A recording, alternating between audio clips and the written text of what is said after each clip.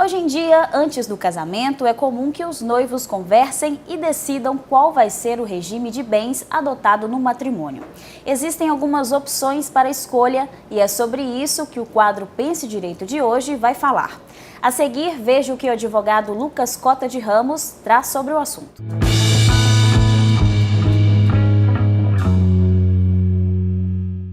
No Brasil, basicamente, pode-se optar por um dos 4 regimes de bens para o casamento. Falaremos aqui brevemente sobre as regras para cada um desses regimes. É claro que, como tudo no direito, há exceções, então trataremos do tema aqui de maneira bem sucinta e só falando das regras mesmo, sem se preocupar muito com as exceções.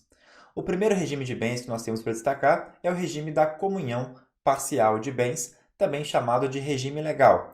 Na dúvida, não sendo nenhuma situação extraordinária, nenhum caso específico, esse é o regime que prevalecerá se aqueles que pretendem se casar não dispuserem de maneira contrária.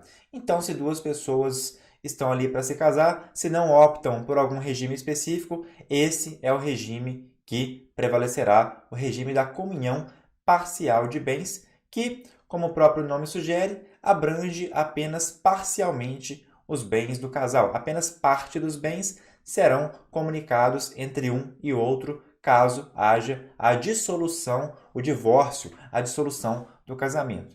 Então, para esse regime, comunicam-se os bens adquiridos na constância do casamento e também que sejam a título oneroso.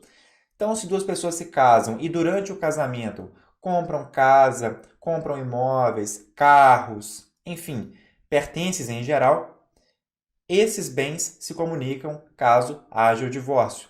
Metade para um lado, metade para o outro, em cima desses respectivos bens. Não se comunicam os bens adquiridos antes do casamento.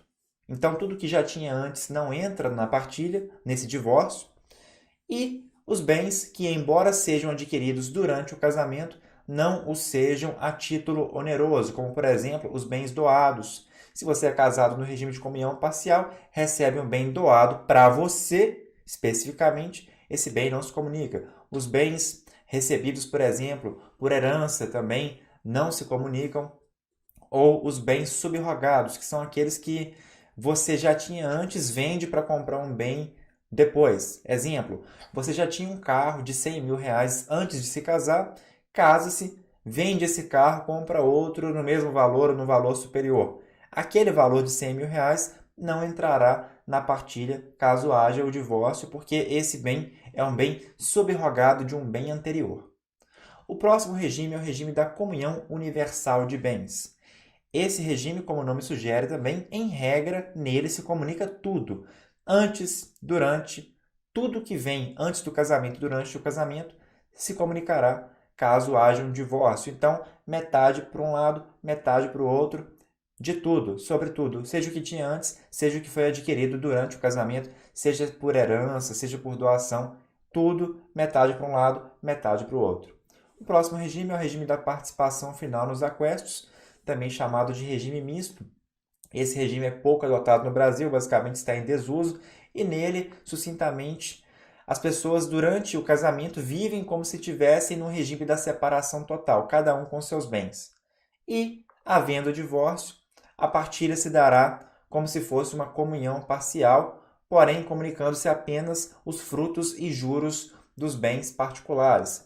Então, se você tinha um depósito financeiro e aquilo te rendia juros, ou tinha imóveis e aqueles imóveis rendiam aluguéis, nesse regime da partição final dos aquestos, da participação final dos aquestos, nós teremos o seguinte: durante o casamento você vive como se vivesse em separação total de bens, encerrando o casamento, aqueles juros, aqueles rendimentos daquelas aplicações financeiras, por exemplo, se comunicarão e serão divididas meio a meio.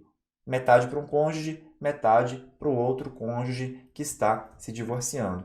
E por fim, nós temos o regime da separação de bens, que pode ser obrigatório ou convencional. Será obrigatória quando um dos nubentes tiver mais de 70 anos.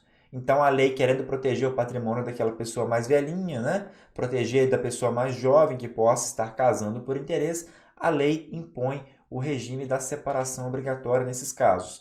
Pode ser convencional também, quando duas pessoas, embora não entrem nesse critério aqui de serem maiores de 70 anos, duas pessoas decidem assim se casar e simplesmente escolher esse regime. O que é seu, o que é meu, o que eu tenho é meu, o que você tem é seu. Nada se comunica. Se nos divorciarmos, nada se comunica. Os bens que você já tinha serão seus e que você adquiriu também serão seus, e os bens que eu já tinha e que adquiri a qualquer título também serão meus. Então, cada um para o seu canto. Esse é o regime que tem sido adotado com mais frequência atualmente, porque nós temos mais facilidade para poder divorciar, como hoje a gente tem um número elevado de divórcios acontecendo. É um regime que acaba sendo menos burocrático, digamos assim, na hora do divórcio. E se você tiver dúvidas sobre este e outros assuntos do direito, não deixe de procurar a orientação de um advogado de sua confiança.